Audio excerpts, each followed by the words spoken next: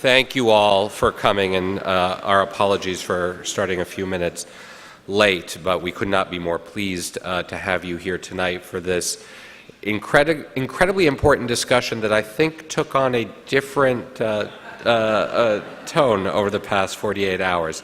My name is Elleithee. I am Executive Director of the Institute of Politics and Public Service at the McCourt School Public Policy here at Georgetown.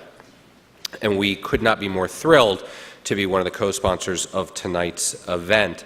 The Institute of Politics and Public Service is in its second year of existence, and we are an entirely extracurricular program here on campus that is designed to take a deep dive and look at practical politics, how it's actually applied, both electorally as well as in governing, and to pull back the curtain so that students and members of the Georgetown community can really see firsthand, one, how it's practiced, and two, more importantly, engage in real thoughtful dialogue with actual practitioners on how it could be done better.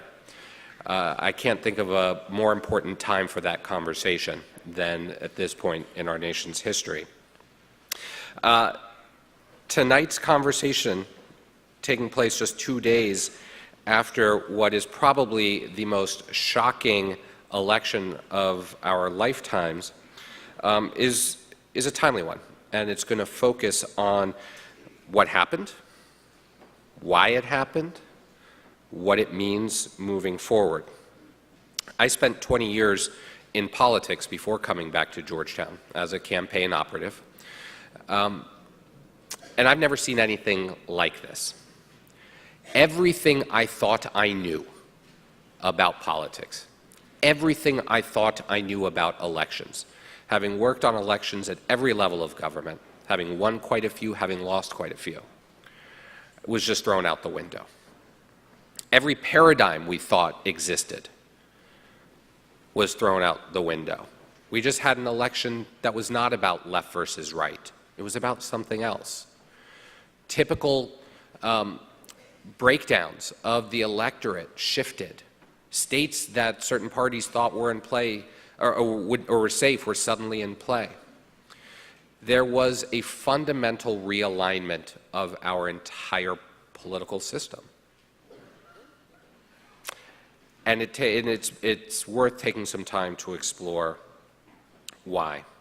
We could not be more thrilled to have to be partners in this event with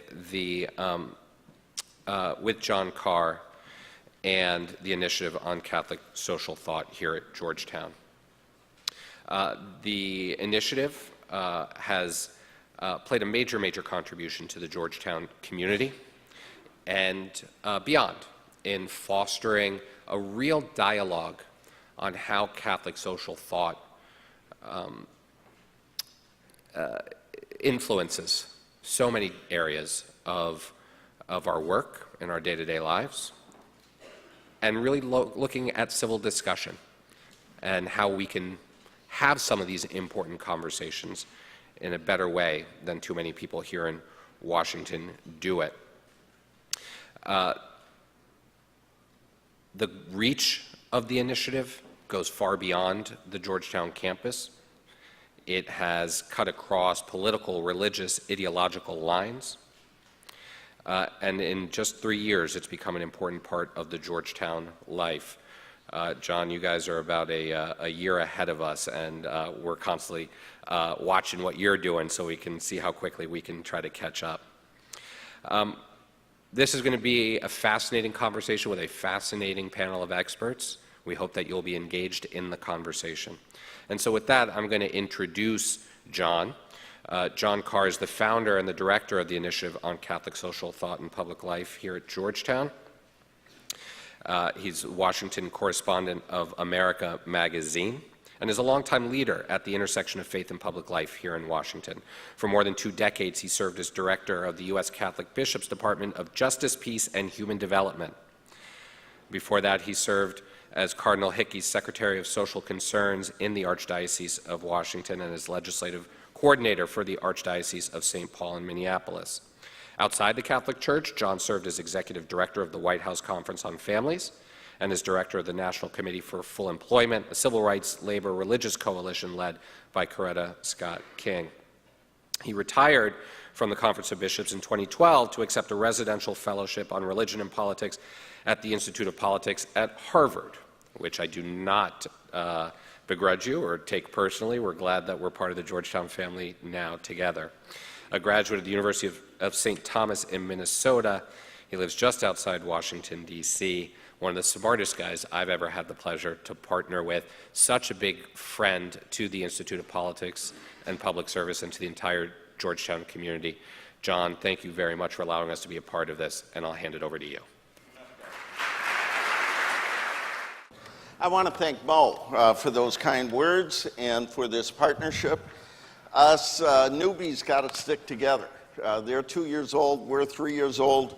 We're finding our way around, and we share a mission which is a commitment to public life, for us through the lens of Catholic social teaching, for the Institute through the lens of public service.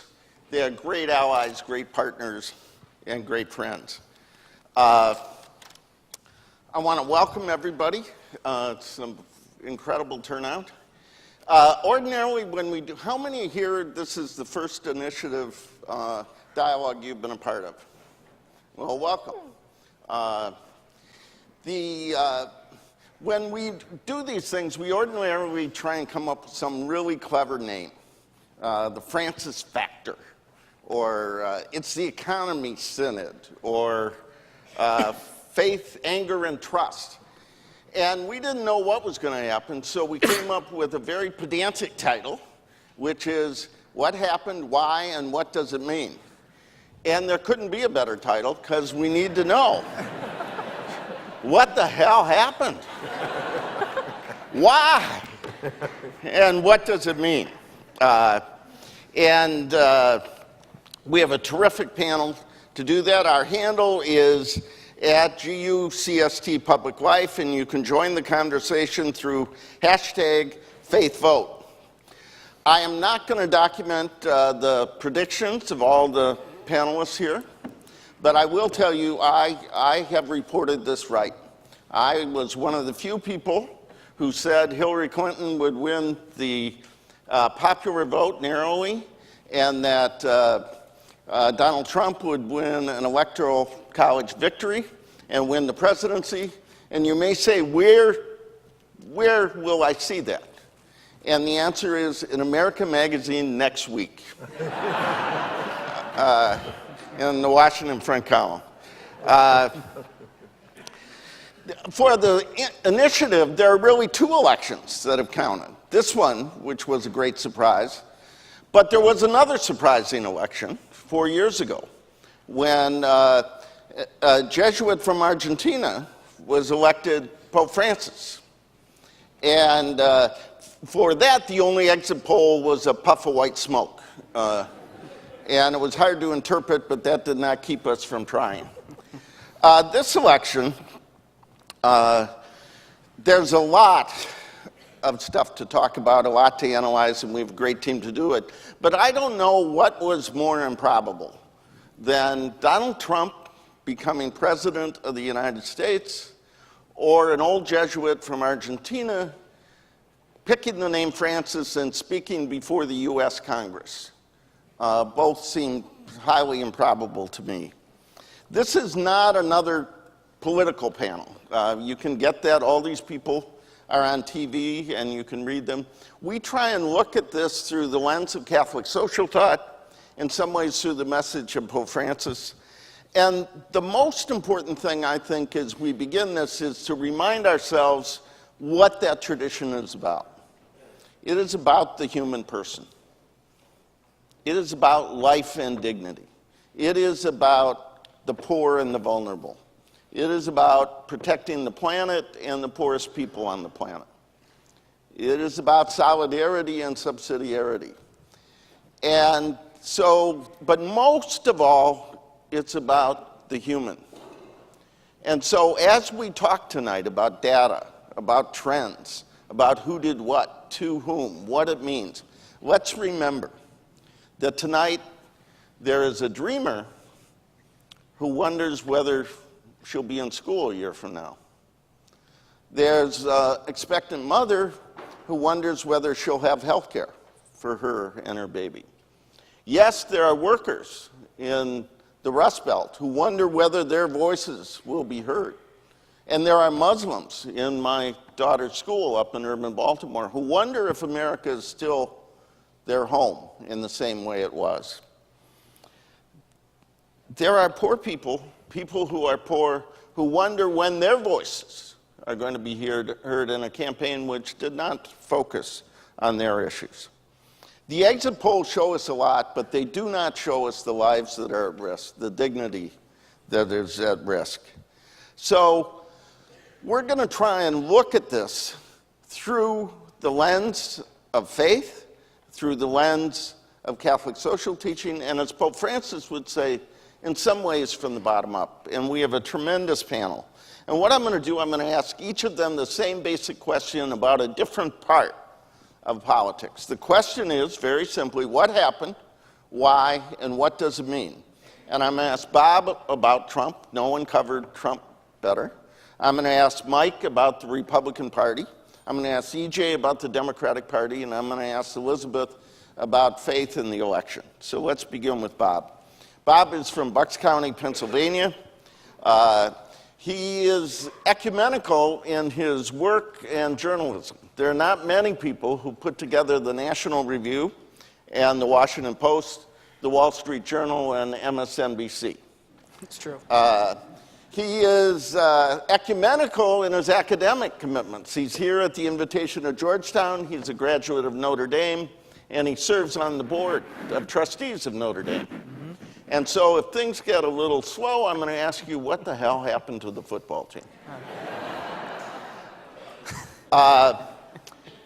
Many people believe that he's quoted as being the breakout star of this campaign. I would describe him as the most valuable player. There are very few people who get Trump and who got into Trump land. Part of that is where he comes from. He described himself as a Bob Casey Democrat, pro-life, worked for a Republican congressman, developed a reputation on the Hill. Tim Carney, who was at our last panel, said, most Capitol Hill reporters don't understand the conservative mindset or why someone would be a Republican. That gave Bob a leg up. Most conservatives don't engage in shoe leather reporting. So that's an unusual combination. But he says, I'm not a partisan. I'm not part of the conservative team. But he is the person, I think, who can tell us the most about what happened, why, and what it means when it comes to Donald Trump riding down that escalator and today meeting with Barack Obama. What happened, why, and what it means. It could be a panel about Notre Dame football. I was just thinking back to a year ago. It was the summer, and I was the lone reporter on Trump's plane, Big 757, and we were flying from Phoenix, where he just had his first ever immigration rally, and the crowd was going crazy. They were loving it. And we're sitting on the plane back to New York, and the plane's not taking off, and I say to Trump, Mr. Trump, why is the plane not taking off? And this woman comes on with 6 bags in each hand, paper bags, and it's McDonald's. And she puts McDonald's down in front of him, and he starts eating the McDonald's, having his Coke. He says, you ever see a thin person drink Diet Coke? No. And so I say, and he looks at me with the coldest stare. And you got to understand, Trump, for all his charisma, he can be pretty tough, kind of almost cruel behind the scenes. He says, this, and he's looking at the food, is off the record. He said, everyone comes on my plane, they want to write about my gold bathroom, they want to write about what I eat. And so we're sitting there having burgers, and Trump's eating, and I say, you know, you're talking a lot about law and order and crime and immigration, and I said, it's almost like Nixon 68, the silent majority. He says, what are you talking about? It's common sense, Costa, it's common sense. And he didn't want to engage on the ideology or the populism that he was clearly stirring out there in Arizona. And it was just something, he had entered the race a few weeks earlier. It was not so much a lark, it wasn't a joke to him, but he was just kind of exploring the idea. He loved the crowds, he loved the theater, but he wasn't thinking critically about what his campaign meant. And I thought back to that plane ride, because I was with him a few weeks ago, again on the plane. and when we were in the closing part of the campaign on the plane with Trump. And now with him was Steve Bannon, the former head of Breitbart News, who sees the world as undergoing this populist nationalist wave. Someone who saw Trump as connected to what happened in the UK with Brexit. And he had surrounded himself now, he was still eating McDonald's, but now Bannon was at his side. And when you talked to Trump a few weeks ago versus a year ago, you had Trump talking about the common man, the forgotten man. The populism that I had first broached with him so long ago, he had truly embraced it. Part of it was informed by his advisors, partly by what he saw on the campaign trail. And so when you look at the question tonight as a reporter, I just think as someone who's covered Trump day in, day out, this is someone who found his way to the White House, found his voice, found almost this non-right or left, as Mo said, worldview that he seized upon. Wasn't a natural one. And that's what really lifted him to the White House, thanks to working class white voters in places like Wisconsin, Michigan, and Pennsylvania. All right. Michael, sometimes I feel a little homeless, and then I think about you. Michael was columnist for the Washington Post. That's how most of us know him. He does wonderful work at One, working on poverty, global poverty, HIV/AIDS development. He is an affiliate at the Center for Public Justice. I've worked with him at Bread for the World. You also probably know Mike as President Bush's speechwriter. He appears regularly on the NewsHour and other programs. He's the author of Heroic Conservatism. He has been a leading advocate, articulator, I would suggest architect of compassionate conservatism, which is a little short supply right now. He was named by Time magazine as one of the 25 most influential evangelicals in America. I'll speak personally. I have found him to be among the most principled, consistent, I would say courageous challengers within the Republican Party, the conservative movement, and the evangelical world of Donald Trump and his values. And lots of people did not go down that road. He said, after so many harsh words, I can't pretend that his victory is anything less than a disaster. Hurricane Trump was a defeat of elite expectations, so complete and unexpected that it might be called an act of God, an assessment that Trump himself might share. Michael, when you think about your party and your movement, what happened, why, and what does it mean? I think there are a lot of people in a Dick Tuck mood. I know some of you have heard the story, but Dick Tuck ran for the California State Senate in 1964. He lost.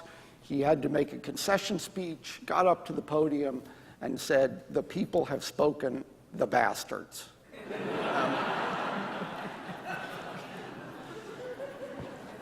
To some extent, I'll start with the election itself. I mean, I was involved in 3 presidential elections.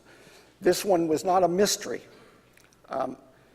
Hillary Clinton got 6 or 7 million less votes than Barack Obama.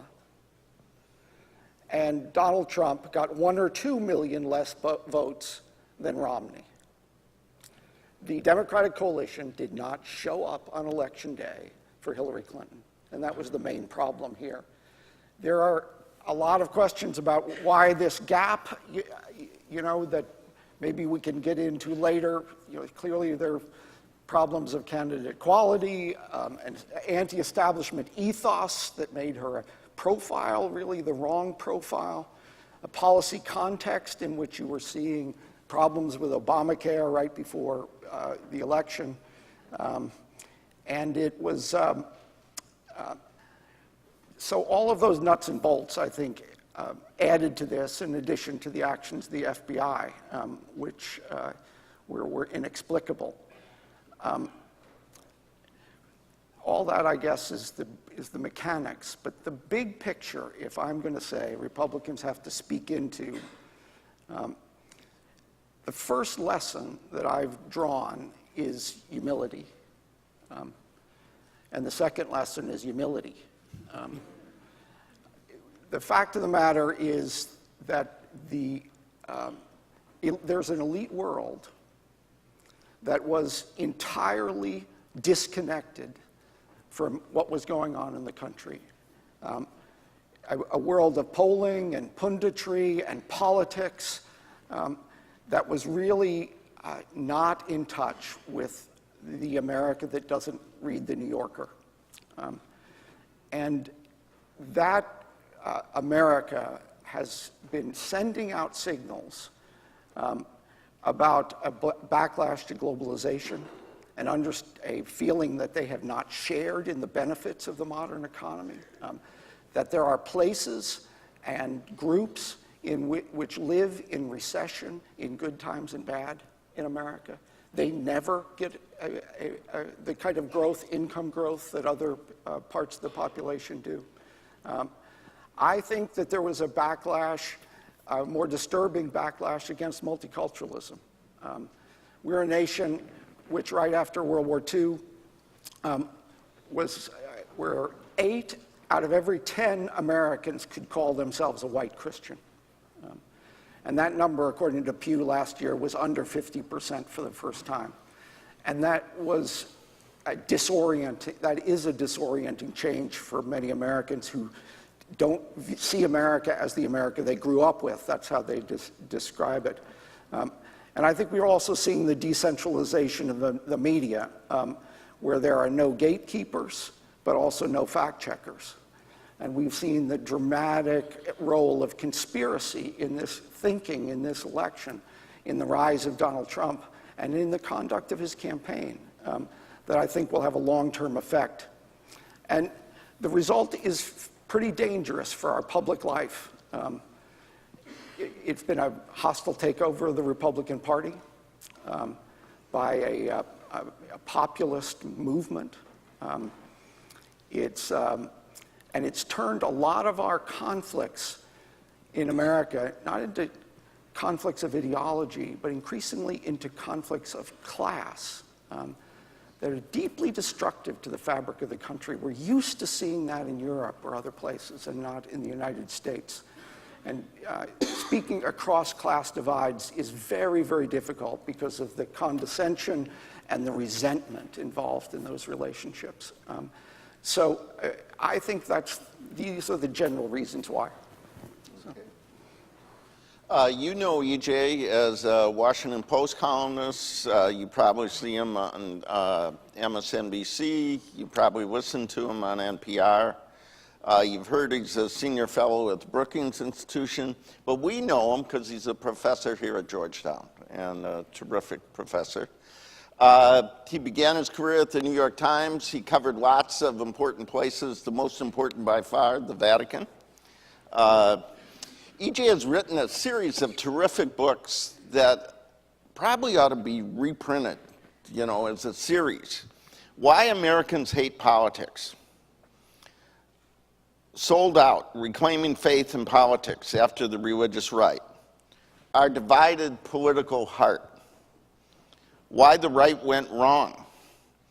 And my favorite currently, Stand Up, Fight Back, Republican Toughs, Democratic Wimps, and the Politics of Revenge, which is a little rough. I've always loved EJ because he is an and guy. He tries to see other people's arguments. He also is someone that always reminds me that everything's not equal, that there's not moral equivalence. He graduated from Harvard. He grew up in Fall River. He is a Red Sox fan, so it's been a very bad fall for him. EJ and I share a love for American politics and the Catholic Church, and we used to fight about which was in more trouble. I think I'm ahead. The church is doing better in American politics. I saw a wonderful piece. You and David Brooks had a dialogue, and this is what you said. I can't think of anyone who loves politics more than I do, and I have never seen a campaign I wanted to end so much. I want to underscore the notion that each person is endowed with dignity by God, and one of the most powerful and radical ideas that we have available to us. If I made a hat that looked like the Donald Trump hat, it would be "Make America Empathetic Again." So there was an expectation that after Trump lost, there would be this incredible battle for the soul of the Republican Party. And it didn't turn out that way. So Secretary Clinton lost, and now I don't know if it's a battle or a dialogue or the stages of grief, but the Democratic Party is having a discussion of what went wrong. So from your perspective, what happened, why, and what's it mean?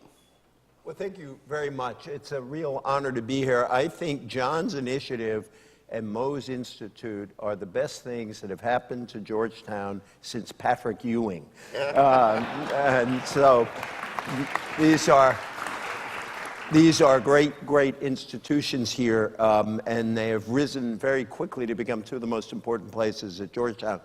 Francis has called our attention to the fact that God is merciful, so God will forgive you, John, in your opening remarks, for making a kind of comparison between Donald Trump and Pope Francis. It reminded me of my favorite Trump joke the whole election. It came from another Notre Dame grad, actually. And by the way, I'm really honored to be with my friends on this panel. These are people I really admire. Carlos Lozada is the book critic at the Washington Post. And after Trump had his fight with Pope Francis, Carlos was trying to figure out who will Trump take on next. And so he sent out his own Trump tweet, the next Trump tweet. And it took him 3 days to rise. I would have done it in 3 hours. Jesus, very weak. And other than the outcome of the election, you're right, I'm not only a Red Sox fan, I'm a Patriots fan. And the most devastating news to me was that Bill Belichick voted for Donald Trump. It was a very alarming thing. Let me do 2 quick things. One is my quick analysis of the election. I do want to talk, but I think we can talk about it later, about the Catholic vote and where the party goes. This was an election in which, one other thing, that line on the empathy, that was one of the best things, one of the single best things that happened to me in the whole campaign. I made that statement at an event in St. Louis, and Make America Empathetic Again, I want a hat. A man actually made the hat. He made one for him and one for me, and so I now have, looking exactly like the Donald Trump hat and Make America Empathetic hat. I should have brought it tonight in honor of the work you do, John. This election shows this country is as divided as we have ever been, probably, I hate to use the metaphor, since the 1850s, and we know where that ended up in 1861. We are riven along the lines of gender, divided by class, deeply divided by race, divided by immigration status and national origin. And the exit polls paint this picture very clearly. It looks like it will be the biggest gender gap since they have conducted polls. Hillary Clinton won women by 12 points. Donald Trump won men by 12 points. The racial divide, which we've seen in many elections, was particularly stark.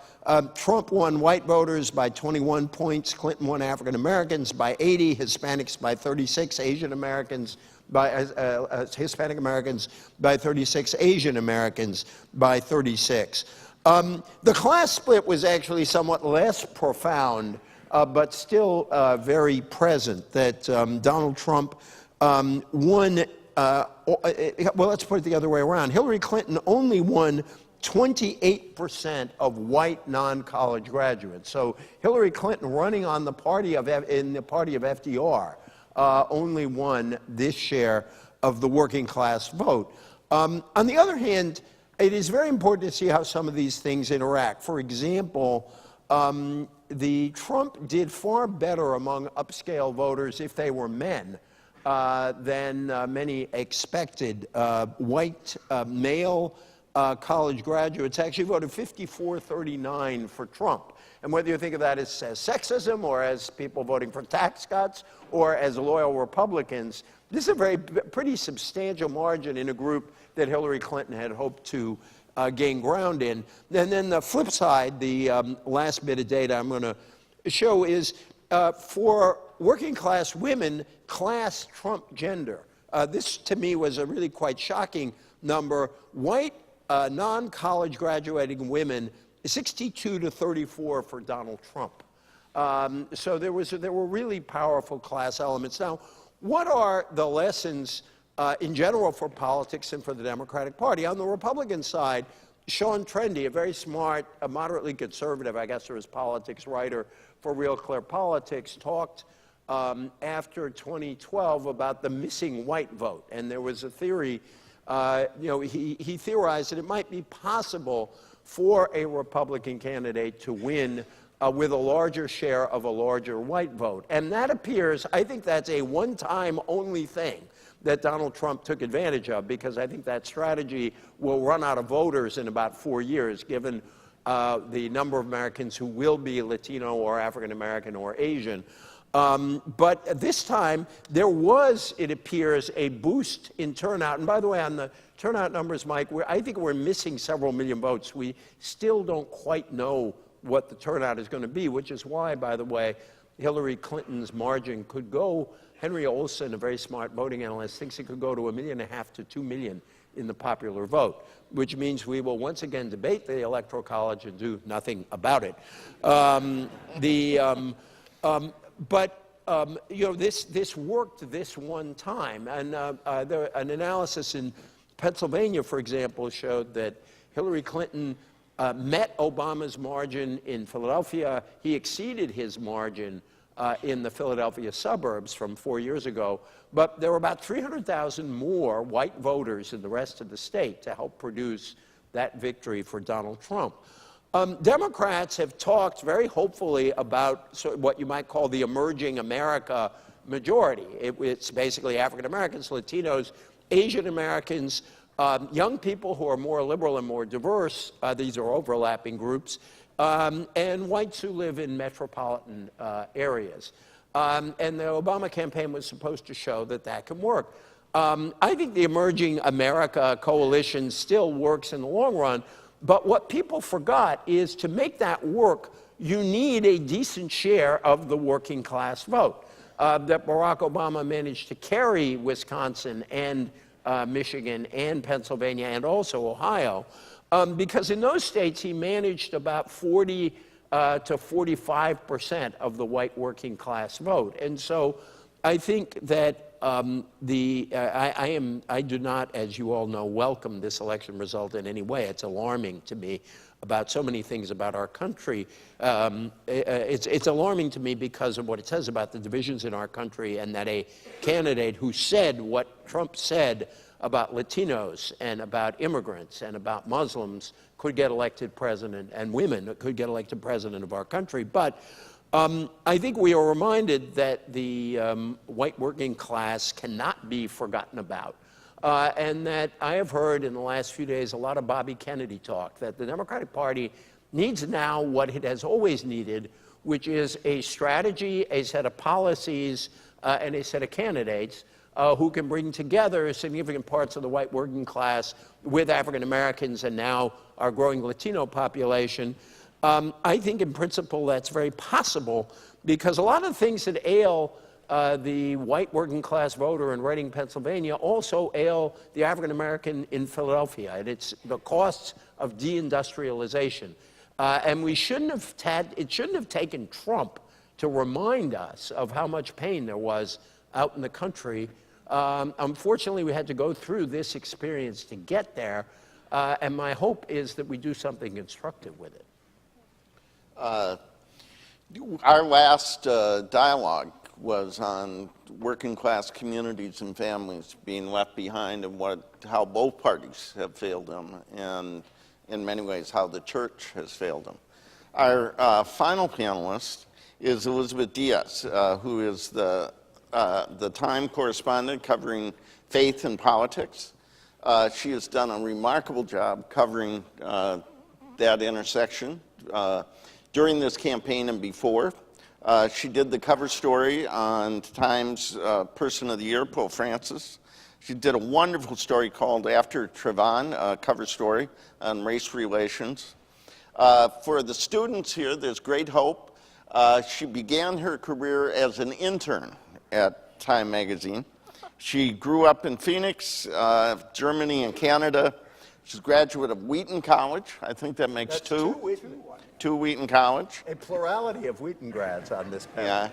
Yeah. Do not tell people that we have no Georgetown grads, one Notre Dame grad, and two Wheaton grads. I got married in Dahlgren Chapel, thanks to my Georgetown wife. She's editor of a wonderful book called What Did Jesus Ask?, where she got all kinds of Christians to answer questions that Jesus asked. For those of you looking for Christmas gifts, I think there's some potential there. What I am really proud of is she won the Hunt Prize of American Magazine for Excellence in Journalism and Arts and Letters. How about that? And she gave a wonderful lecture in receiving the award at Yale University. She called it The Heartbeat, referring to covering religion and life. And this was the sentence that struck me. The ground under our feet is shifting, both religiously and politically. We need reporters to help us first name and then understand what is happening. Reporting is a specific kind of storytelling. Facts are powerful. Opinions often serve to protect. Facts reveal. They can advance a story and open us to the truth. So, Elizabeth, what is the truth about what happened, why, and what does it mean in terms of religion and politics in this election? Well, I have to say it's a reason that I'm grateful to be on this panel, because the last 48 hours, I'm sure I speak for all of us. We've all just been working, trying to report out the monumental volume of stuff that has gone down. And so it's really nice to have an opportunity just to start to process and reflect. On the religion and politics front, I think in times of this kind of change, I'm finding it important to go back and just sort of name what it is that we've seen happen. And so the first thing that I noticed this election in Trump world was there was a new cast of characters rising up in terms of who he was relying on in faith communities. And these were, for the most part, Pentecostal televangelist preachers. And names like Paula White, Darrell Scott, real newcomers like Mark Burns. These are names that we usually have heard in terms of people in the evangelical community with political influence. We're used to the more traditional religious right, power brokers, the Tony Perkins, Ralph Reeds, etc. And so early on, President-elect Trump was relying on this community of preachers, and it was sort of startling to me. I mean, Pentecostalism is much younger than evangelicalism in America. It's about 100 years old. So I'm watching now to see, okay, what are the power shifts that are happening in terms of who the Pentecostal base is and how that's influencing political decisions. So then, once it became clear that Donald Trump was the Republican nominee, many of the traditional evangelical religious right players who had backed people like Marco Rubio, Ted Cruz, I mean, they had been for almost 2 years before this planning huge turnout drives, nonpartisan bus campaigns in all 50 states to turn out the evangelical vote, etc. Then this summer, May and June, they pivoted and decided to throw all of that support to Donald Trump. And in some ways, it really, for them, we've been hearing for years about the values voter, the need to cast one's vote in alliance with someone in a more moralistic way. But it really came down to issues and policy. And I think it was 70% of evangelicals said that essentially the character of the candidate mattered less than the specific policies. So it's very ironic that the thrice married, playboy, sporting, someone who boasts for not asking for forgiveness candidate ended up being the one who has resurrected the political power of the religious right in America. And when the exits came out, it's 81% of evangelical voters voted for Donald Trump. Only 16% voted for Hillary Clinton. And it was the largest evangelical turnout that we've had. I mean, that's startling. The white Catholic vote also, and we can get into this, went heavily, 17% points for Donald Trump. And if you look at the different religious breakdowns, Christian groups, evangelicals, Protestants, Catholics, Mormons, all voted, the majority of all of those voters voted for Donald Trump. Non-Christian groups, Jews, Muslims, the nuns, NONES, atheists, majorities went to Hillary Clinton. So again, we're seeing very significant divides. But yet, at the same time, I'm really left wondering how much of this election really is even about religion. I don't really think so. But white evangelical voters also tend to be some of the least educated and have the least income. So it's these intersections that I think we really need to be looking at and paying attention to going forward. I mean, and yet this election had some of the most memorable religious moments. I mean, it's hard to forget Donald Trump getting into a fight with Pope Francis. That's a new one. And one of my colleagues reported this great story picking up on what EJ was remembering about that moment. But Corey Lewandowski told, when the Pope flies back from a papal trip, that time it was from Mexico, this was in February, just before the South Carolina primary, which is a pivotal time in the primary. And you remember Pope Francis essentially called the candidate not Christian for his comments about building a wall and dividing people. And so word somehow leaked to Corey Lewandowski before the Vatican press had issued the release. Someone had leaked to him that this was going to happen. So Corey Lewandowski tells Donald Trump, that the Pope has essentially called him non-Christian. And he says, "You don't understand. I'm Catholic. This is the Pope." And Donald Trump's response, according to Lewandowski, was, "He just loves Mexico. He's brainwashed." Could I just, one piece of data on a point Elizabeth made, and this could be called defining your standards down, or it could be called adjusting your views to the political candidate you decided to support. The Public Religion Research Institute in the fall asked this question: do you think an elected official who commits an immoral act in their private life can still behave ethically and fulfill their duties in their public and professional life? That same question was asked before.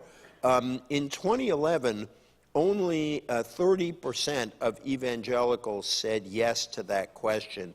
By October of this year, it was up to 72%. So 42% of white evangelicals adjusted their views on that question to match the person they had chosen to support for president. And it's one of many astounding acts that have happened in the course of this campaign. I think it makes a lot of sense. If you're the pro-family party, why wouldn't you vote for somebody who had three of them? Right.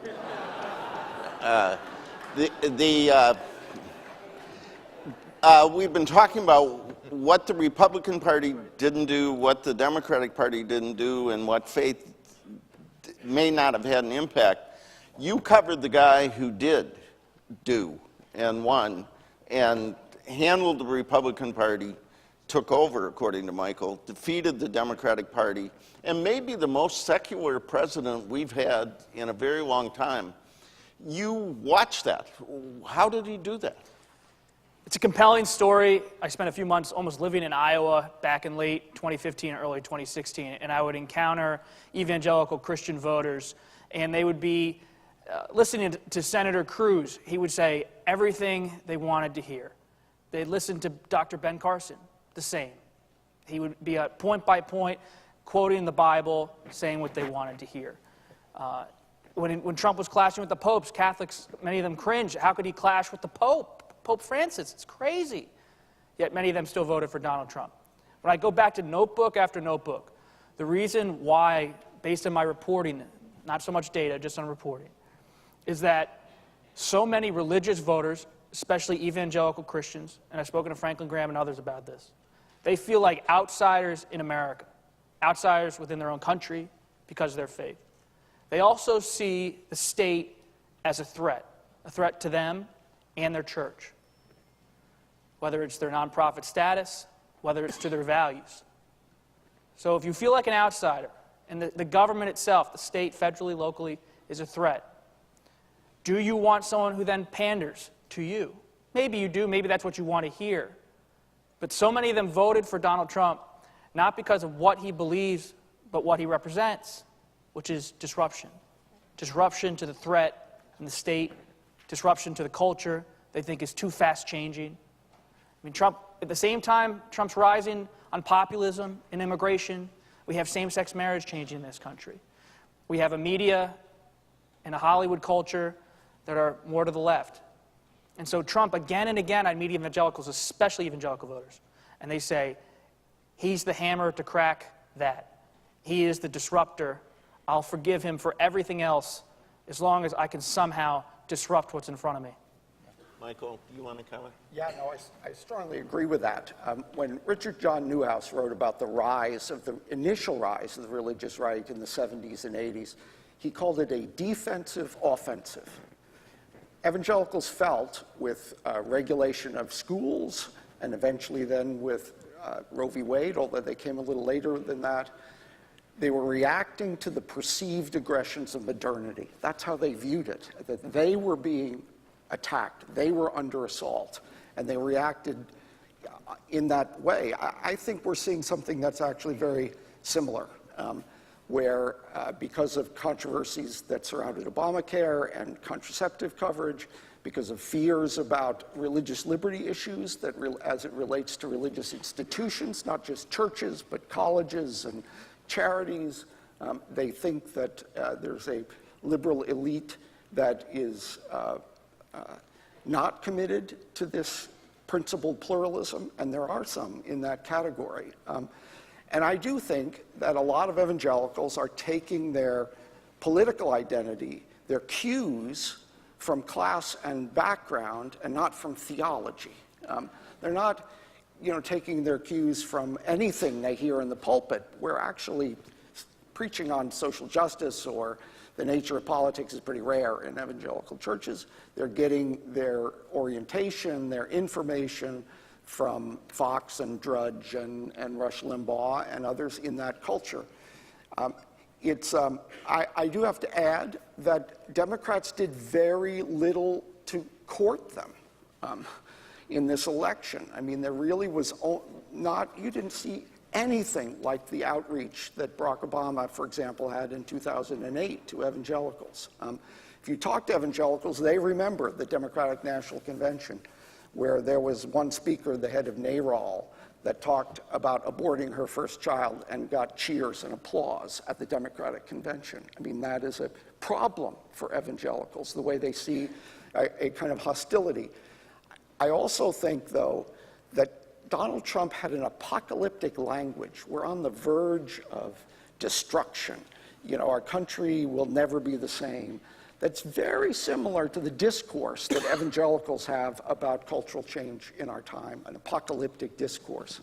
So in an odd way, a very secular candidate was speaking a language that very much responded to evangelical fears and concerns. But the outcome, as we've been talking about, is for evangelicalism to become a tool in the power game of others, rather than an independent voice on a set of issues. They've become a group of operatives, not a group of prophets. And and they've been led into tremendous hypocrisy. Arguing that character mattered during the Bill Clinton era and then taking it back when the politics changed. So I think that many evangelicals right now think they've had a tremendous victory, or at least avoided tremendous aggression, but in fact they've undermined public perceptions of their beliefs, of their sincerity, and that's going to take a long time to escape.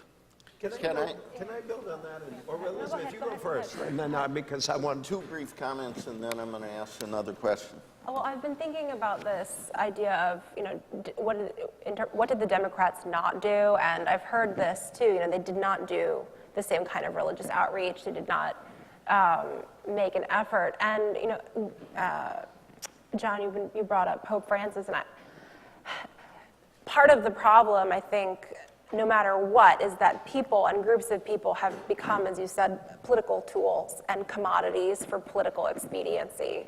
And so even if the Democrats had targeted religious voters in certain ways in different groups, would that have gotten us out of this mess when no one really listens to each other and we miss that? And I don't think so.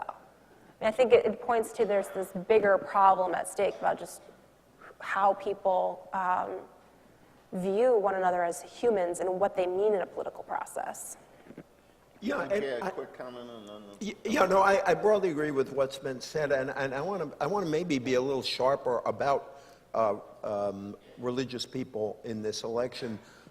I think what you saw here is the movement from a religion to tribe, that there was a very powerfully tribal sense, closely linked, let's be completely candid about it, to racial identity. My friend Robbie Jones wrote a book this year called The End of White Christian America, and it is not an apocalyptic book, it's a data book, which shows that white Christians are now becoming a minority of Americans. And I think there is this feeling in white Christian communities, including among some Catholics, that the culture is pushing on us. It isn't just the hostility of Hollywood or the Democratic Party, it's also a sense of personal identity that includes one's race and background. And so I want to flip into what may be your next question, which is, I've always said in the past that there is no Catholic vote and it's important. And I put it that way because Catholics have not been a monolithic group for a long time. We tend to flip around. We're a kind of 40-40-20 group. Each side gets 40% and fights over the middle 20% more or less, maybe a little even closer than that. I looked at the results of this election, and then I looked back on a number of elections. There is no distinction between the way white Catholics vote and the way all white people vote. In this election, white Catholics voted 60% for Donald Trump and 37% for Hillary Clinton. All whites voted 58% for Trump and 37% for Nixon. On the other side, Latino Catholics voted roughly the same way that Latinos voted on the whole with Hillary Clinton. So I think those of us who do care about religion and do care about faith really have to ask ourselves, Christians like to say they're the leaven in the argument, and in the public square. Actually, we look an awful lot like everybody else, and I worry very much that we're not voting out of values, we're voting out of a kind of tribal commitment. Let's explore this a little bit more in terms of the Catholic vote. One thing that struck me is we do move back and forth, and when you add it together, we are one community, Latino and white, and Barack Obama won it, and Hillary Clinton lost it. One of the things was not only evangelicals were offended by some things at the Democratic Convention, although frankly there was more prayer and mention of God at the Democratic Convention than the Republican Convention, but the Democratic nominee was campaigning with the president of Planned Parenthood, not the president of the AFL-CIO. And that's new. What used to be an outreach to Catholics from the Democratic Party, and it was relatively non-existent. And, there were some WikiLeaks things about how that used to happen. I found it shocking that liberal Catholics complain about conservative Catholics. This is just stunning. Karl Rove used to have a twice-monthly call with conservative Catholic leaders to see how they could make things move, and I don't think it was about how to support the Pope's view of the Iraq War.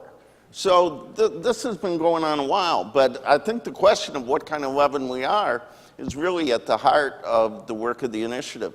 Let's talk about the Catholic vote in the larger question of divisions: racial, educational, economic, ethnic. Everybody says at the beginning of whatever case they make is we're terribly divided. What is the role of our leaders? What is the role of our parties? What is the role of a university? And certainly, what is the role of our churches in trying to bring down some of those walls? Why don't we begin with Elizabeth and go down the table? I guess my answer to that is figuring out where I'm seeing that happen. I don't have a prescription, really, for what to do. I've noticed, this is more mainline than it is Catholic, but I've noticed mainline Protestants trying to figure out, okay, is there an opportunity for sort of the revival of the mainline?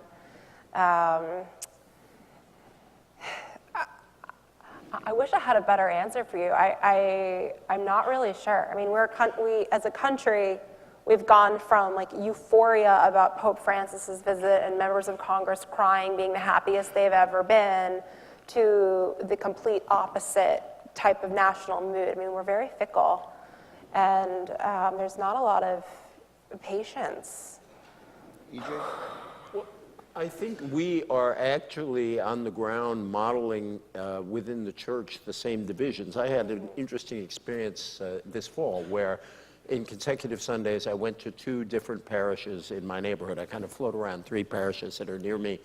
And one of them is a more conservative parish, and the first prayer of the faithful was about abortion, basically. It was about the right to life. I went to a parish about half a mile away, and the first prayer of the faithful was, may we always be open to strangers, may we never leave others out. And you could tell the character of the church by the first prayer of the faithful, and we all know that far from trying to overcome these divisions, we are starting to mirror them in parish after parish. And to me, I am obsessed with this word empathy, because I think it's something we very much lack, and that one of the things that was so frightening about Trump, is frightening to me, is the utter lack of empathy he has for a whole series of groups in the country. But I also think there needs to be an empathy that includes people who are not necessarily on our side politically. I had been saying back when we thought Hillary Clinton was going to win the election, that one of the first things she should do as president-elect was to go to all the parts of the country, particularly places like Appalachia, in West Virginia, the small towns in mill towns that have really been hammered that voted overwhelmingly for Trump, and say, you didn't vote for me, you probably will never vote for me, but I am your president and you have legitimate complaints, and that the economy has done things to you that an economy should not do to you. And I think the church would do us a lot of good to call us to this kind of empathy. And it's not directly political. It is simply, to quote the first President Clinton, trying to feel the pain of others. And I don't think we do a lot of that right now, and I think this campaign actually made it harder. Just quick, as I hand it off to Robert, 2 examples, I think, of the models you're talking about. Jim Wallace is here. I think the work that Sojourners does and the work among African American and white evangelicals around racial justice, criminal justice, and with Latino leaders, immigration. The Catholic Campaign for Human Development invests $10 million a year in interracial, cross-cultural, interreligious organizing that actually combines working class African American, Latino, and white groups. So there are some models. Trump clearly found a way to figure out how a divided America could lead to a Trump administration. How did he do it? Well, whenever I encounter a voter on the campaign trail who identifies as Catholic, it's not really an easy to understand term. So I've almost started to think about the Catholic voters I meet through three different people, three prisms. That's Joe Biden, Paul Ryan, and Kellyanne Conway. And Joe Biden's the kind of Catholic who's Democrat, is pro-immigration reform, identifies with the rising Latino population, maybe personally for the right to life, but politically is against it, talks about politics and life in social justice terms. Then you move more to the center, you got a Paul Ryan, who's a Catholic. He reads books about Thomas Aquinas. His main issue is poverty. He thinks he does have some of that social justice language, but when it comes to the right to life, he is anti-abortion, pro-life. And then you got a Kellyanne Conway voter who is perhaps a woman, a man, Catholic, has kids, a working mother, very much against abortion. But when it comes to other issues, it doesn't really think about it too much, doesn't worry so much about poverty and immigration. It's okay with a hardline immigration policy. But Kellyanne Conway, for example, was the Trump campaign manager, was the person who at the Las Vegas debate really helped Trump articulate that vivid way he talked about abortion at the debate that really got a lot of people sitting up for Donald Trump to talk about abortion in such a forceful way. And sort of all these different types of Catholic voters you're encountering, not just as voters, but in public life. And I think what Donald Trump was able to do, especially with the addition of Conway to his team in the summer, is figure out some way, even as not being socially conservative, naturally, his instinct is not to be that. He's a former Democrat, to speak about abortion in a specific way, to reach out to those voters, to signal to them when it comes to things like the Supreme Court, which Trump could fundamentally change in the coming years, maybe even in the coming months, early next year, that he would perhaps signal that he would pick someone who is very much against abortion, in spite of all his other positions on that. Maybe a Catholic voter like a Kellyanne Conway could come on board. Michael, Catholics talk a lot about evangelicals, and we don't always know what we're talking about. As an evangelical, do you have any thoughts about Catholics, and you actually know what you're talking about? You know, I would say that when I go to meetings of evangelicals concerned about public policy or go to meetings of Catholic conservatives, there's a significant overlap. There's a lot of talk about religious liberty, institutional religious freedom, the threats of aggressive courts on the rights of religious institutions. It's common ground. It's getting a lot of attention from the bishops and from others. But what I have tried to remind people, insofar as I can in my own orbit, is that if Christianity is about the defense of your own institutions, your own rights, that there's something missing here. The fact of the matter is, if Christianity should be about an anthropology, a certain anthropology that says that everyone matters, that everybody counts, that no insignificant person was ever born. It's a doctrine of human dignity. It's the distinctive that Christians have brought to political discourse, whether it was abolition or the civil rights movement or sexual trafficking in our own time. This is the center. And in a certain way, this message of human dignity, stands in judgment of both parties at various points, and it stands in judgment of both ideologies, conservative and liberal. And so I think that when anyone finds themselves on either side of the debate uniformly holding the views of their political cohort, they're just exactly the people from their class background and political background, and you hold all of the expected views, you should be concerned about your own set of beliefs. This needs to be something that at some point is really standing in contrast to your own coalition as well as the coalition of the other. And we have seen the biggest change in American politics in this election, which I, as a Republican, find particularly disturbing, is the return of nativism to the center of American public life. And that is, in direct violation of this type of approach. It's hard for conservatives and Republicans to some extent to get traction on that set of issues. But this is a president who won office by encouraging fear of the other.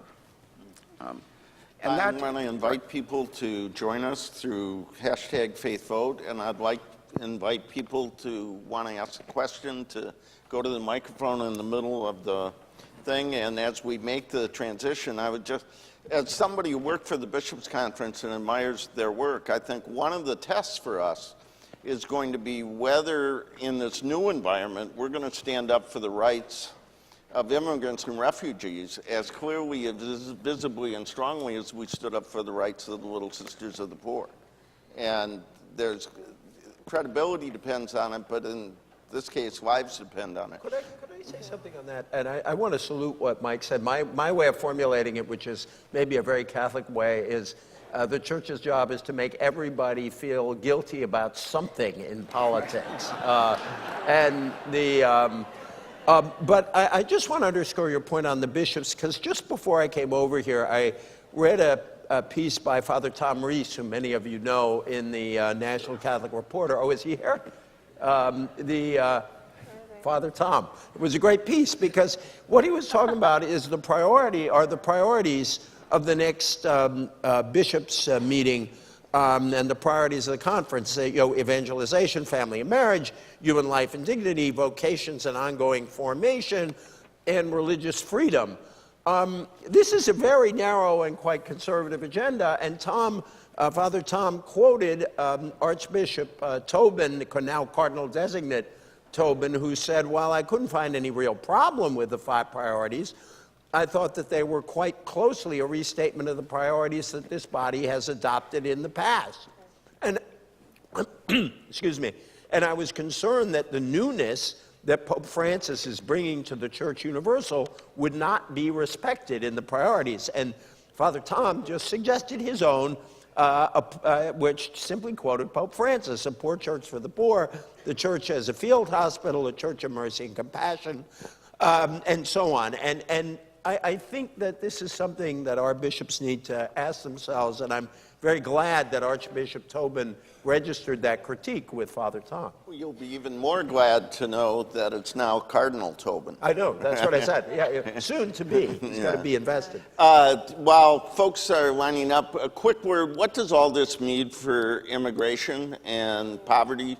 2 of the priorities that come out of that: respect for human dignity, and then we'll go to the folks. Well, in terms of Donald Trump, the president-elect is going to build the wall. Whether he will have the funds from Mexico, we shall see.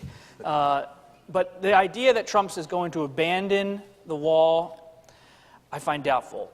Paul Ryan, the House Speaker, Leader McConnell in the Senate, they may be looking to 2018 and say, this is absurd. This will not be helpful to keep our majorities. Let's not do the wall. Let's do what John McCain and others, which is a digital wall, a wall that has border security, infrastructure, but not necessarily an actual physical wall. But as someone who went to over many, many Trump events, build the wall was the chant of the year. Then lock her up became the chant, but mostly build the wall. And but with Donald Trump, remember, he's not an ideologue. He is pragmatic. You may think he's crazy, or you may think he's too conservative, but he's not driven, as we've discussed, by right or left thoughts. And so the idea that he could cut a deal to make some kind of limited wall or some kind of other legislative prospect, I don't think is out of the realm of the possible. But Jeff Sessions, the senator from Alabama, is very much in position to have a top position in the administration, whether it's Defense Secretary, Homeland Security, or Attorney General.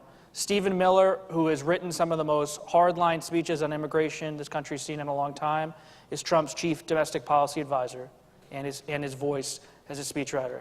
These people are in the administration. Breitbart News, run by Stephen Bannon, who was Trump's campaign CEO, has documented illegal immigration in a way unlike any other organization. He is perhaps the person closest to Trump other than his son-in-law, Jared Kushner. So as a reporter, part of me sees Trump as someone who will maybe be able to be reined in on legislation with immigration, but who Trump is, who he surrounds himself with, is the build the wall mantra.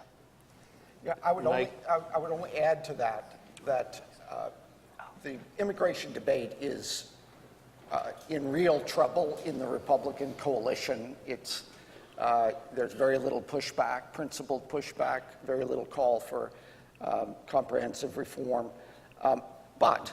So we found in this election, and Donald Trump proved, that the coalition of the ascendant is not yet ascendant, okay?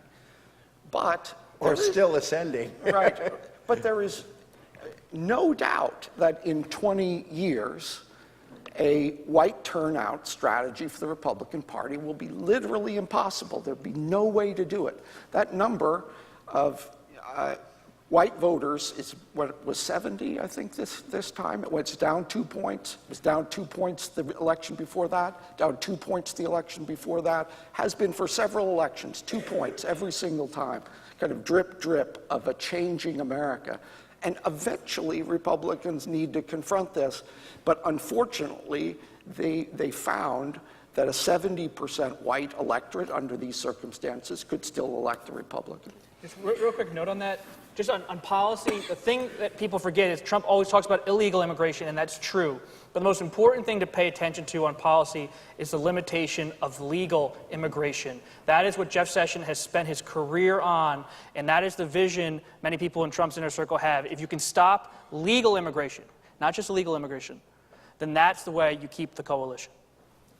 We're going to, I see a number of people. Can I ask people to, 2 by 2, ask a question, and then we'll go to the panel? Identify yourself and put your question in the form of a question. Sure. I have a few quick questions. One question to Bob and Michael, and that is, does Trumpism blow up the GOP?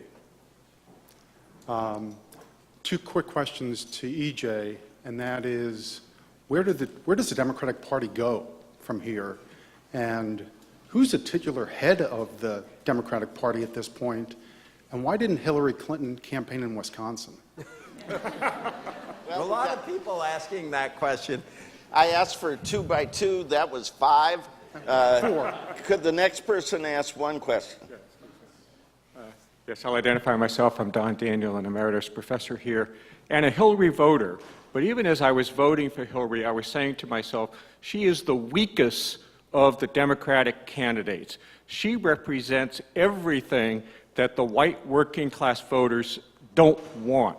That, she represents a person that benefited from a system that was, quote, rigged. She made a lot of money out of the system. She presumably broke the law, and she should have been locked up. What if it had not been Hillary? What if it had been, let's say, Elizabeth Warren or Bernie Sanders? So what's Trump blowing up is he going to blow up the Democratic Party, the Republican Party, and what did Hillary do to the Democratic Party?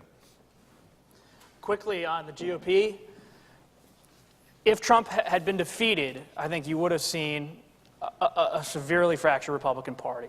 And it would have been the story of 2017, this unraveling party trying to figure out its future. But so quickly, Speaker Ryan came out, embraced Donald Trump, had him at the Capitol today for a lunch, sitting there with Mike Pence, all smiles. Leader McConnell, all smiles for Donald Trump today. Power unites. Yeah, no, Democratic Party and the titular head. I think there is absolutely no one who could claim to be the head of the Democratic Party now. I think the Wisconsin question is actually interesting because I think when the numbers are done, 120,000 votes shifted would have given her Pennsylvania, Michigan, Wisconsin, and that there are enormous questions in the campaign about why what were their analytics wrong. She lost the primaries in Wisconsin and Michigan, which were early warning signs. I do not think we can overlook the enormous impact that James Comey's letter had on the trajectory of the campaign, that those calculations were based on leads that Hillary Clinton actually had before the Comey letter was released. For 9 days, that letter gave Donald Trump his closing talking points, and the numbers started to crash. Nonetheless, if you ask me, I think they would have been better off to go there.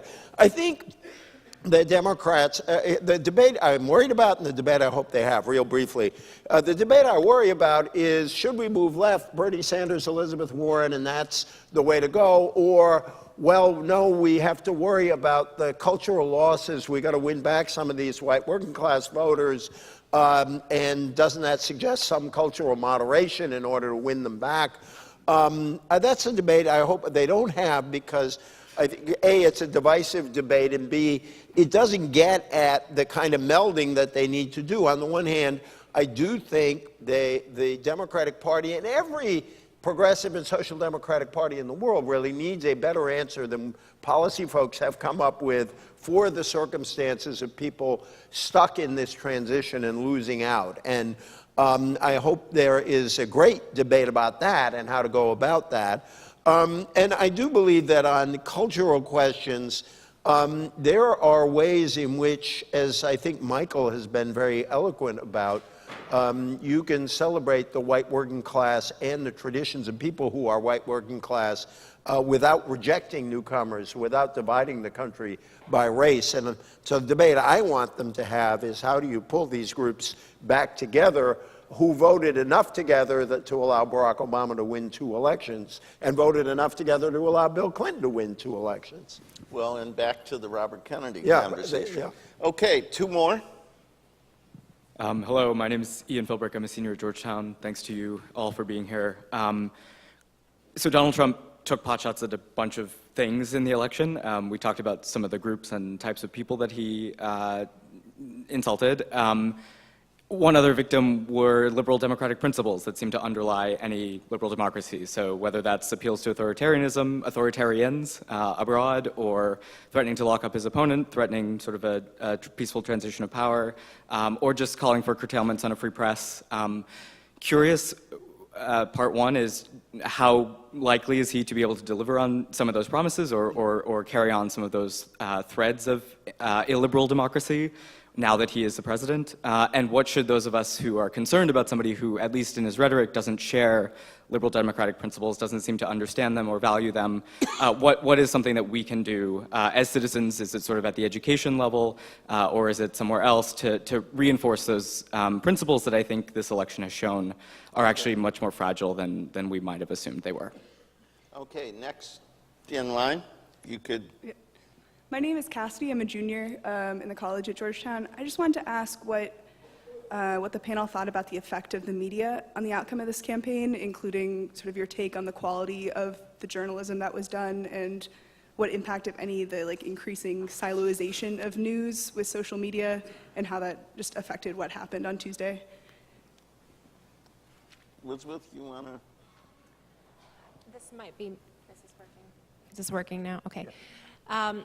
This might relate to both of them, but on the second question, this is really the first election when we switched parties since the enormous social media, but not just social media, technology shifts. I mean, since even really 2008, so many more people have the internet in the palm of their hand every day, and this might be too meta at this point, but thinking about, the last time we had such a significant global technological shift was Gutenberg movable type. And, after that we had the Reformation, the Enlightenment, the scientific revolution, the Industrial Revolution, the rise of democracy, really. So I'm not surprised that some of the social and political systems that we've relied upon are being tested and undergoing change right now. I mean, I don't think that the social and political impact of that technological shift has been answered. I think that's something we're living through and testing. Michael? Can I add just on the other question about illiberal promises by Donald Trump? I think it's fair to say that the American founders would be appalled by Donald Trump's appeal to illiberal principles, but they would not have been surprised by them. I mean, they talked about populist appeal in Federalist 10 and other places in the founding. They designed a system to restrict the executive so that just this kind of leader does not threaten the republic. I mean, that's what they anticipated. They knew that America would have a human politics, that this was a possibility, a political, philosophic possibility.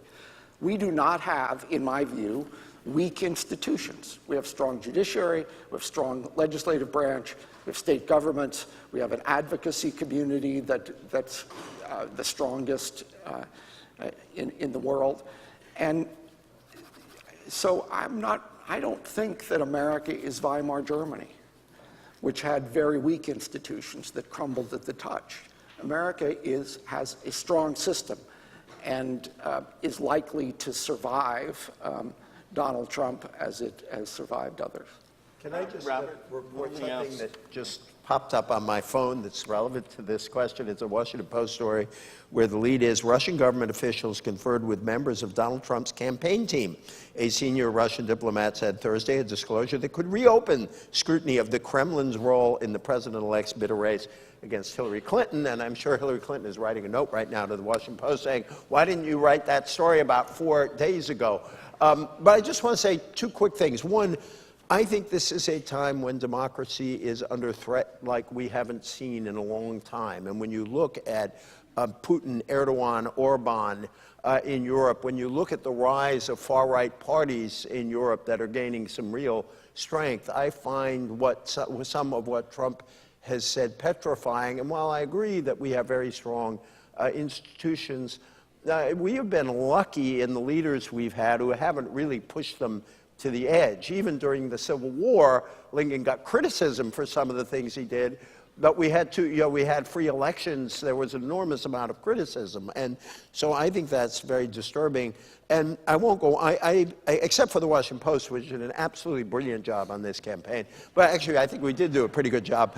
I think the media has a lot to answer for, not the least is the amount of attention that Donald Trump got for months and months uncritically from the television media. The people who have the most to complain about on that are Republicans. Because when you looked at the ratio of Trump coverage to all of the other Republicans, it was really astounding. And, but I'll just stop there, but I could go on. Yeah. I think we have 3 people from the Post, and they all agree the Post did a great job. Yeah, we did. Bob, Robert, can you just, how is Trump going to respond to checks and balances?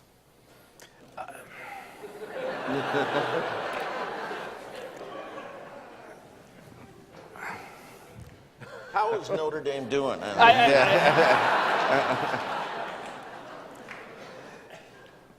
Trump is adjusting right now to being the president-elect.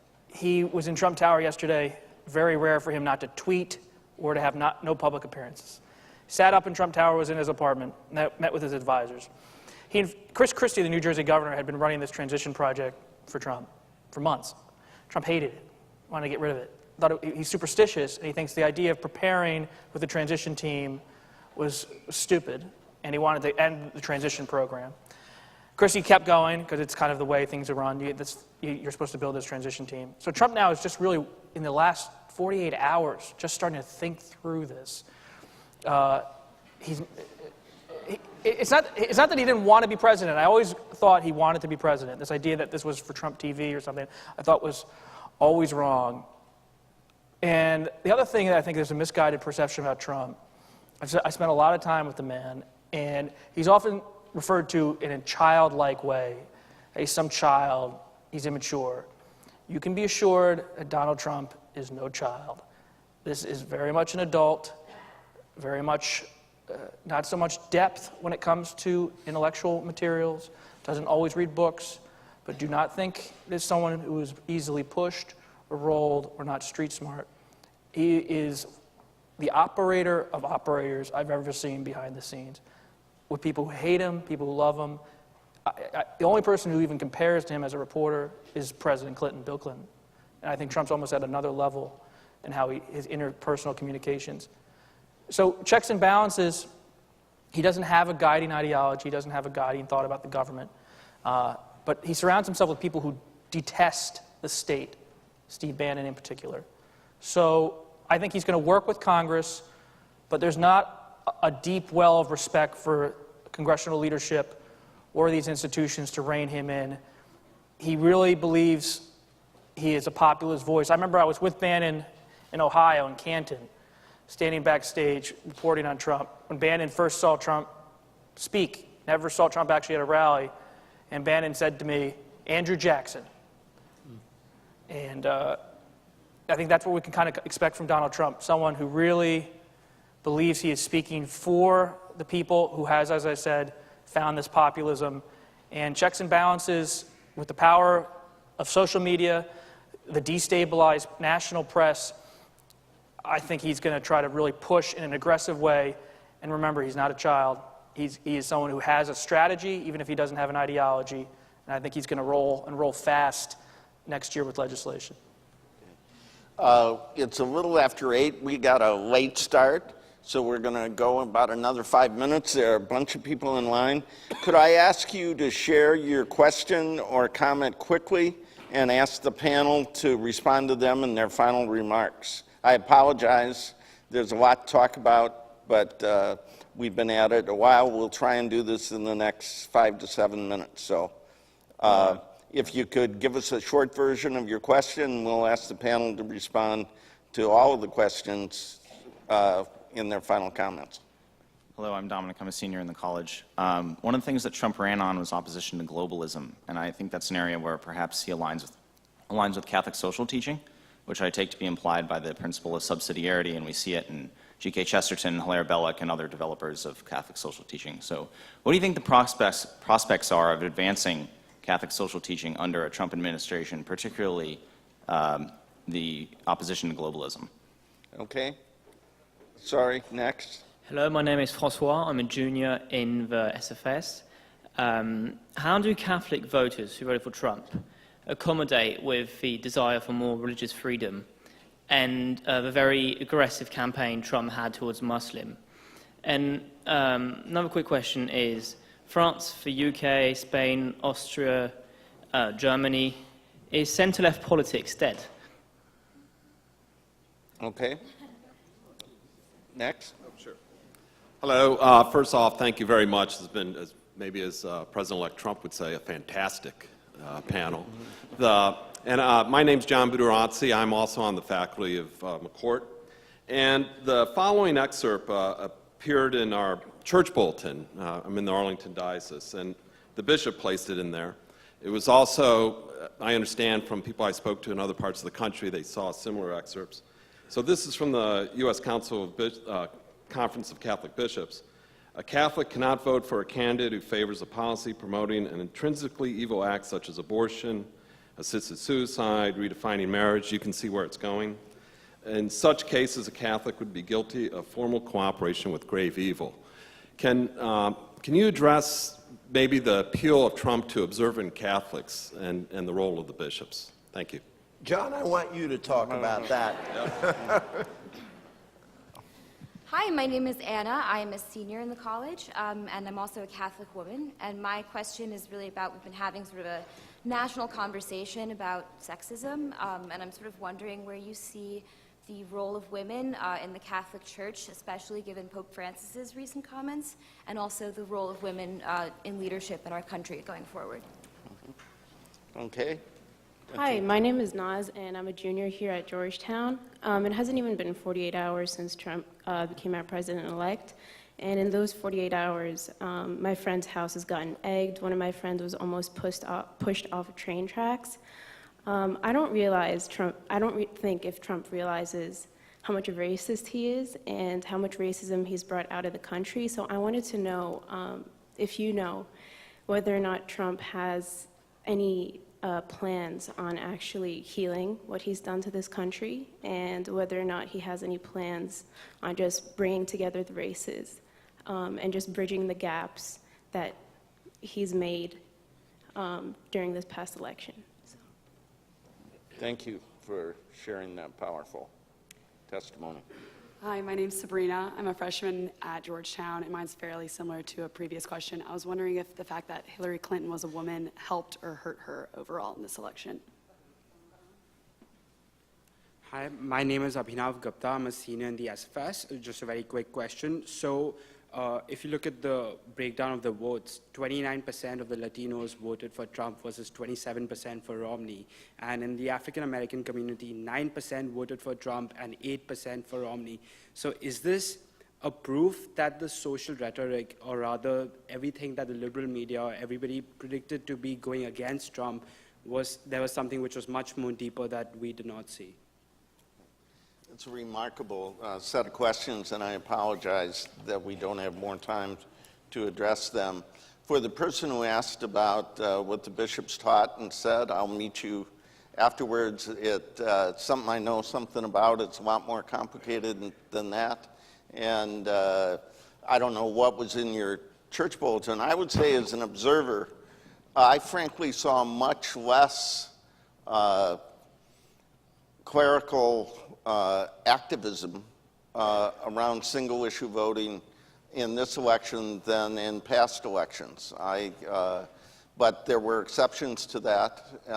There are a whole range of Episcopal statements that I can share with you, but I can't vouch for what happened in someone's parish, but my impression generally is that faithful citizenship was a restraint on that kind of talk. But more importantly are the questions that you want to talk about who Trump knows and how that affects what he does?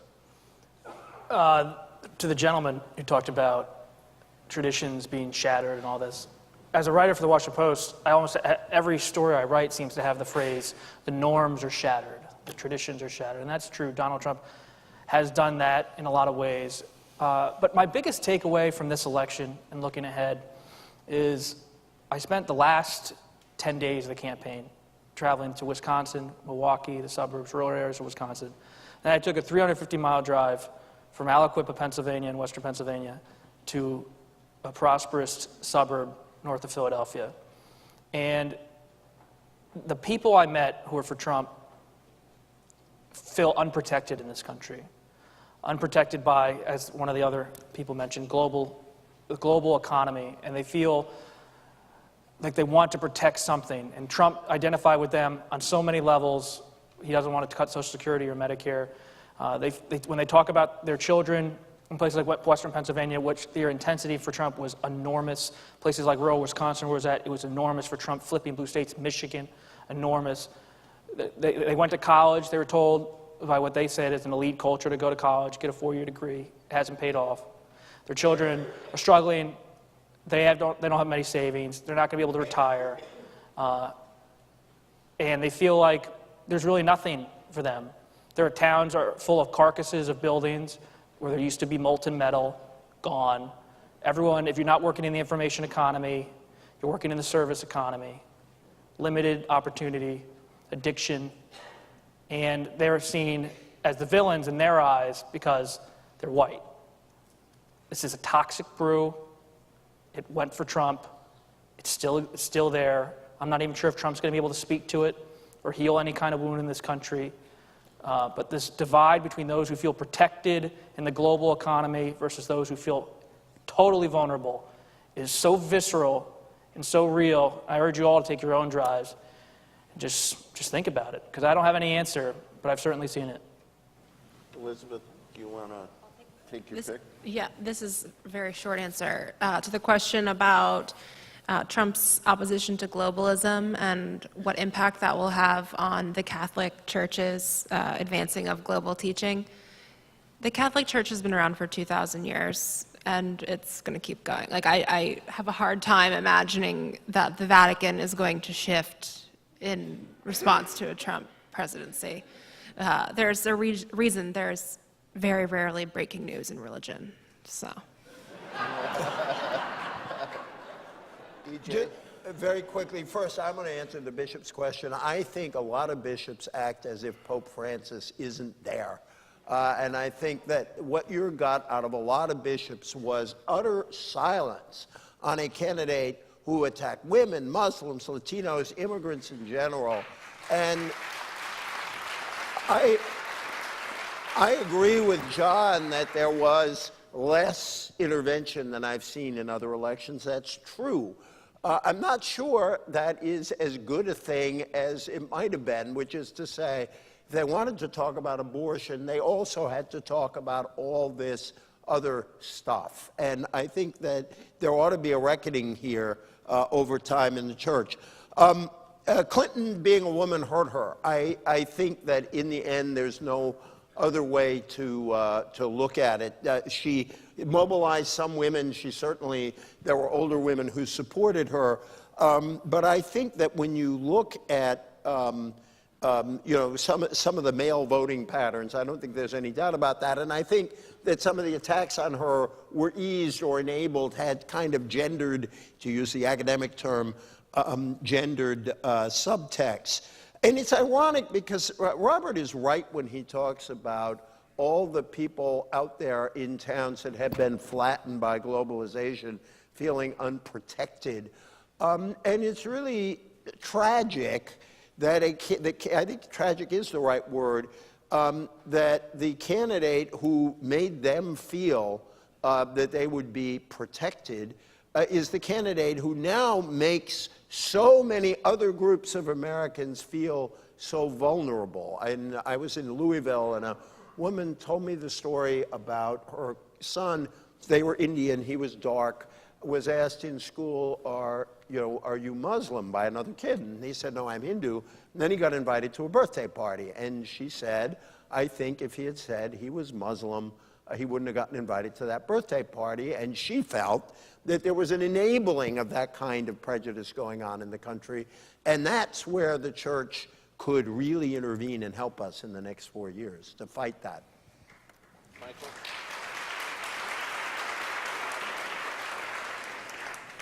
I guess I would just say briefly that the largest political challenge in the aftermath of Donald Trump is the legitimization, the normalization of things that are not legitimate and not normal. Things like misogyny, things like nativism. This is the manner in which this campaign was conducted. It's created a series of precedents that have to be defied. And so how do you do that? I mean, there are some of that you do in your own life, that you assure your neighbors you will stand with them and that you'll speak for their rights when they're under stress. But it also comes out in public policy, like if you believe in religious liberty, it's religious liberty for everybody. And the test of whether you're serious about it is whether you view it as covering people who you don't agree with and who you don't regard as part of the American protections of pluralism. And that, I think, is the test, the challenge, and the requirement to say, we can't normalize abnormal and disturbing things.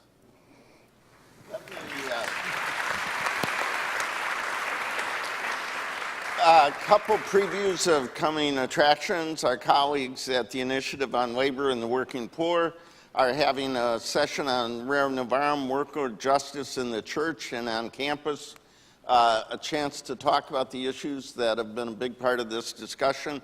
That is next Tuesday, November 15th at 4 p.m. in Dahlgren Chapel. On Monday, December 5th at 6:30 in Copley Formal, we've invited Mark Shriver, who has written a wonderful new book on his search for Pope Francis. It, I think, will address some of what has been talked about tonight about what is at the heart of the church and what is not.